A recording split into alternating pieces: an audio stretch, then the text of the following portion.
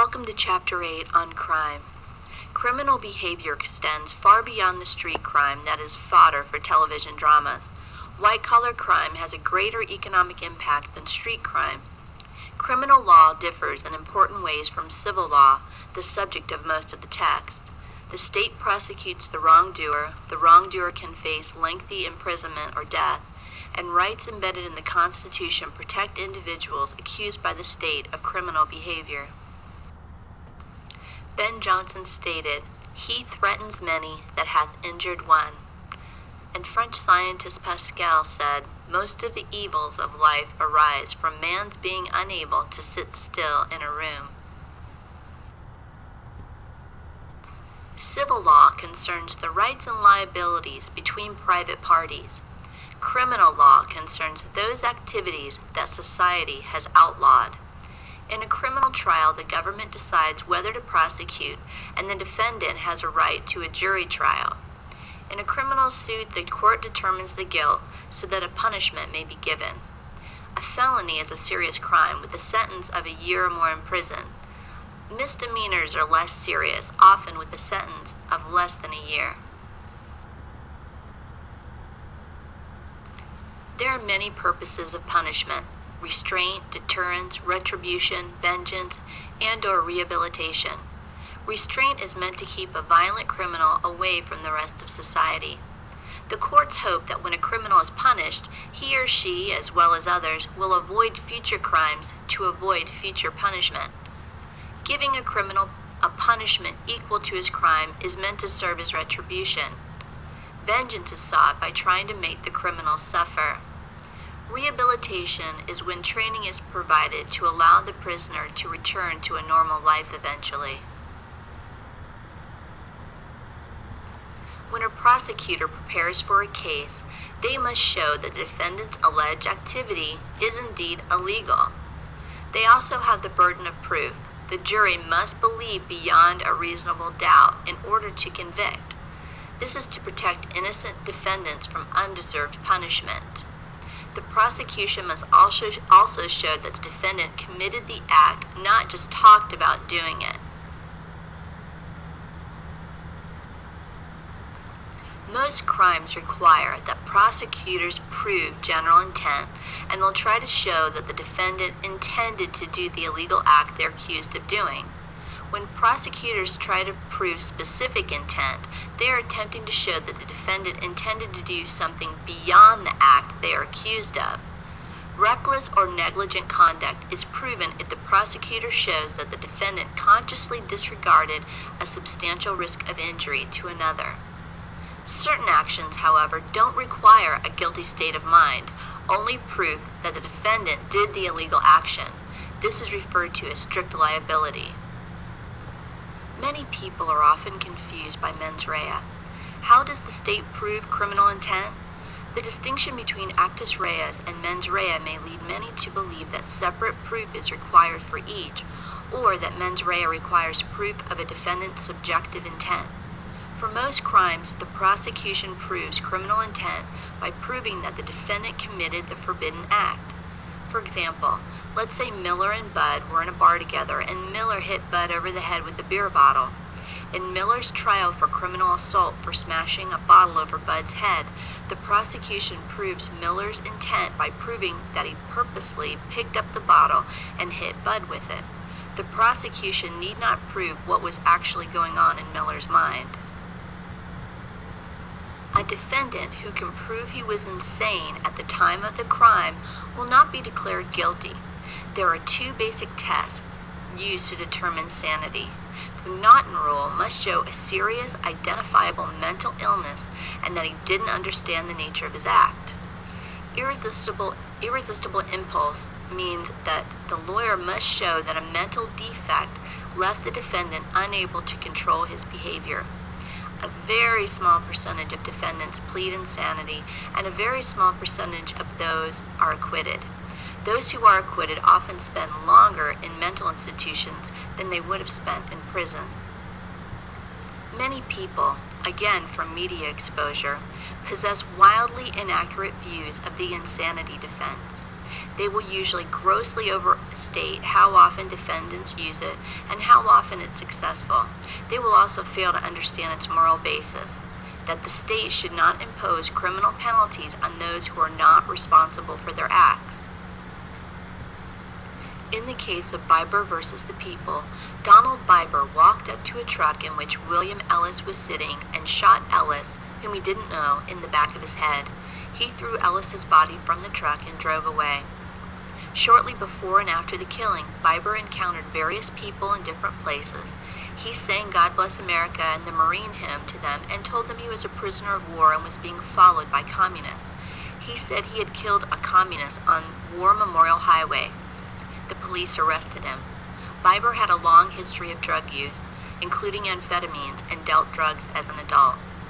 Several years before the homicide, Biber feared he would hurt someone and voluntarily entered a hospital for treatment for mental impairment. He was later released into a long-term drug program. Biber was charged with first-degree murder.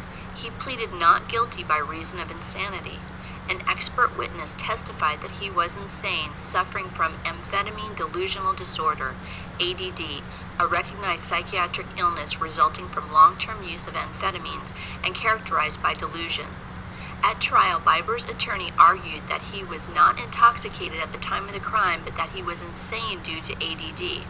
The trial court refused to instruct that Biber could be legally insane due to ADD, and the jury found Biber guilty of first-degree murder. He appealed. Do you think a jury could find that a defendant with ADD is legally insane? In this case, the court affirmed Biber's conviction. If the court had reversed the conviction, do you think Biber would have gone free? No. There would have been another trial in which he could plead insanity to a jury. Suppose a defendant goes to a bar, gets blind drunk, and then goes out and robs a store. Is his intoxication a defense to the robbery? No. In most states, voluntary intoxication is no defense to a crime. Some states may admit voluntary intoxication as evidence that the defendant could not form the specific intent necessary for certain crimes. For example, a defendant charged with assault with intent to kill might seek to demonstrate a degree of intoxication that prevented his forming the intent to murder. This is a separate issue from the general point the court makes in Biber versus the People. Intoxication is generally no defense.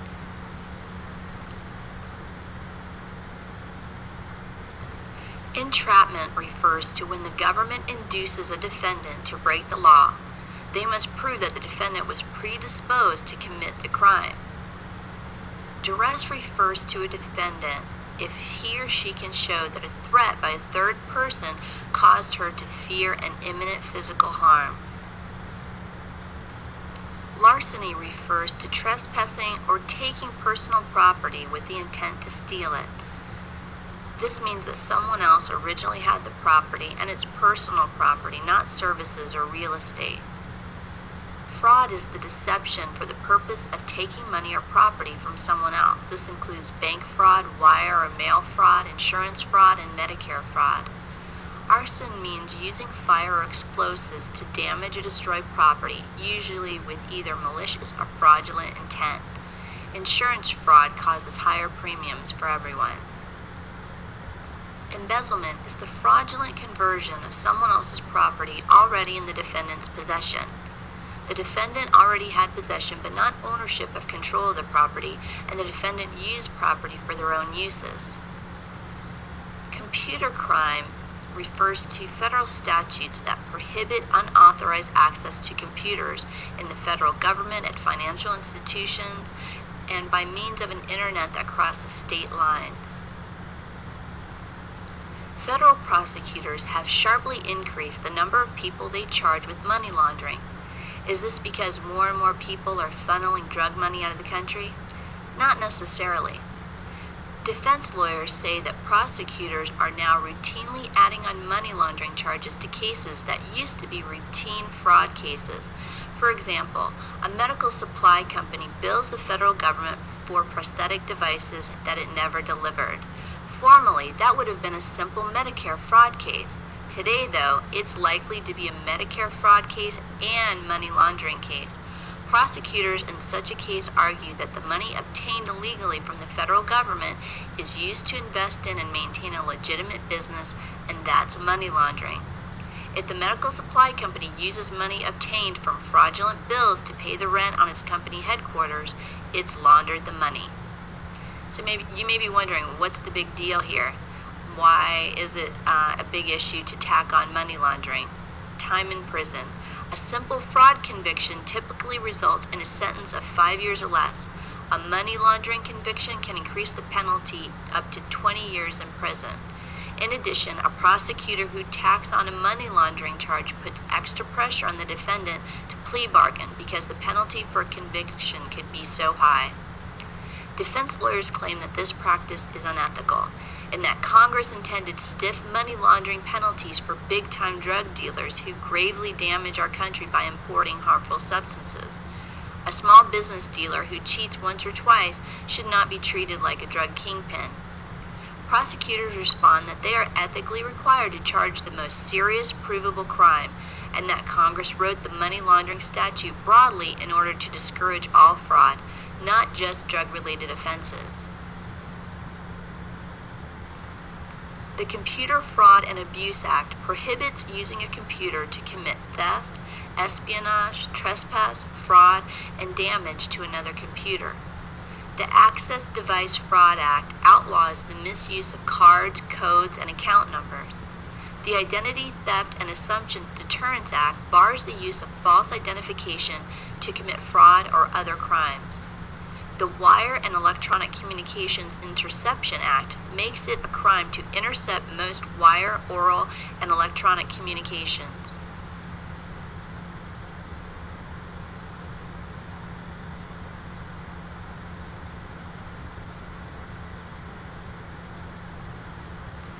Identity theft means using someone else's personal information to gain access to their financial accounts. This crime is growing explosively. Thieves steal personal information from company files, find it in the garbage or mail, or obtain it through fraudulent means. Thieves may open new accounts, drain current accounts, and use your name in police investigations. Victims should notify police, credit bureaus, the Federal Trade Commission, and all account providers. If someone commits a crime within the scope of his employment and to the benefit of the corporation, the company is liable. The punishment for this can be fines, which are appropriate since this hurts the profit, and sometimes imprisonment. By imprisonment, this usually includes closing down the company temporarily or permanently. Compliance programs refer to if a company has a valid, functioning plan to prevent and detect criminal behavior. The judge must, according to federal sentencing guidelines, reduce the penalty of a crime of an employee. The Occupational Safety and Health Act, or OSHA, sets standards for safety in the workplace. A state, however, may decide to set standards tougher than OSHA. The Racketeer Influenced and Corrupt Organization Act creates both civil and criminal law liabilities. It's aimed at organized crime, those people involved with a series of illegal acts. Money laundering means using the profits of criminal acts to promote more crime or concealing an illegal source of money. This is commonly associated with the legal drug trade. RICO, or the Racketeer Influence and Corrupt Organization Act, prohibits using two or more racketeering acts to accomplish certain goals. Racketeering acts include, among others, embezzlement, arson, mail fraud, and wire fraud. To violate RICO, there must be two or more of these acts. Goals that violate RICO include using criminal money to invest in or acquire a business, maintaining a business using criminal activity, or operating a business using criminal activity. No matter what crime a suspect is accused of, the Constitution of the United States offers protection against inhumane treatment and ensures certain human rights. The procedures by which a suspect is investigated, arrested, interrogated, and tried is controlled by the Bill of Rights. Almost all important criminal procedure rights have been expanded beyond the federal government to law enforcement at the state and local level. Notification to the police is when the police find out about a suspect, sometimes by an informant. If a search is needed, then the police need a warrant. Police take an affidavit, which is a sworn written statement from an informant, and they take this to a judge who issues the warrant, giving permission to search a particular place, looking for particular evidence. Probable cause means that, based on the information given, it's likely that the specified evidence will be found. Search and seizure is when police may search and seize only what is specified by the warrant. Based on information found in the search, a judge may issue an arrest warrant. When a suspect is arrested, he is informed of his rights and booked. This means that his name, photograph, and fingerprints are recorded along with the charges. A bail hearing is when a judge must promptly decide what the bail, if any, will be. This is the amount that must be paid for the suspect to be set free pending trial. If a grand jury, who are ordinary citizens, determine that there is probable cause to proceed to trial, the suspect is indicted or charged with the crime. Arraignment is when the indictment is read to the suspect, who then pleads guilty or not guilty to the charges. Discovery refers to when both sides gather as much evidence as possible. The prosecution must hand over to the defense any evidence favorable to the defense. If the defense thinks that the prosecution got evidence illegally, it will ask the judge to exclude that evidence. This is called a motion to suppress. In many cases, the prosecution will offer to end the case with reduced charges if the defendant will plead guilty. This is referred to as plea bargaining. Trial and appeal means that if no plea bargain is reached, the case goes to trial. The prosecution must convince the jury beyond a reasonable doubt in order to convict. Convicted defendants may appeal. The Fourth Amendment prohibits illegal searches and seizures. There are 6 situations in which police may search without a warrant. If the evidence is not concealed but is in plain view, the police may search a subject if there's good reason to believe he may be armed. This is called stop and frisk. If there's an emergency situation, such as a chase, the subject may be searched. If lawfully stopped for other reasons and evidence is visible, police may search an entire car. Anyone arrested may be searched under lawful arrest. Lastly, if consent is given by the lawful occupant of the home, police may search it.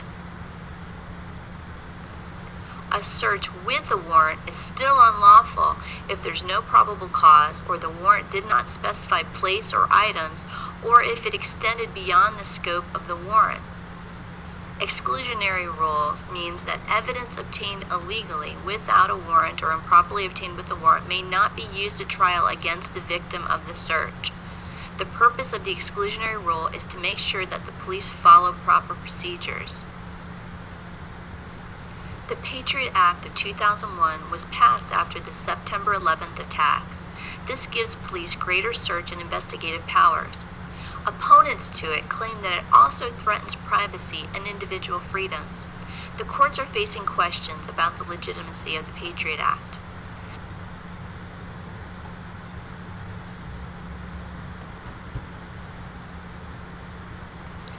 Due process means that procedures to ensure fairness must be followed. Double jeopardy means that a defendant may only be tried once for a particular offense, no matter what is found later. Self-incrimination means that the prosecution may not use coercion to force a confession from a suspect.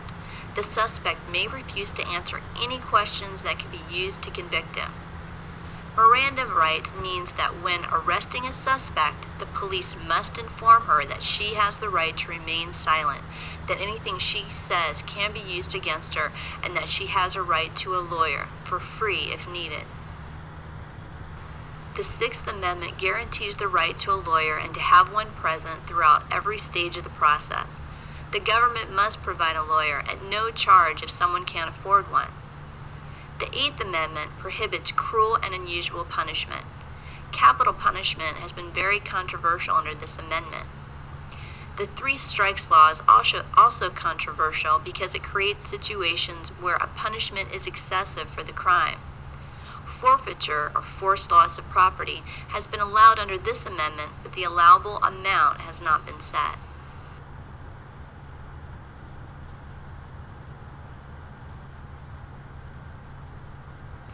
Congratulations, you made it through Chapter 8. Now it's time to get started with the quiz, essay assignment, and discussion board.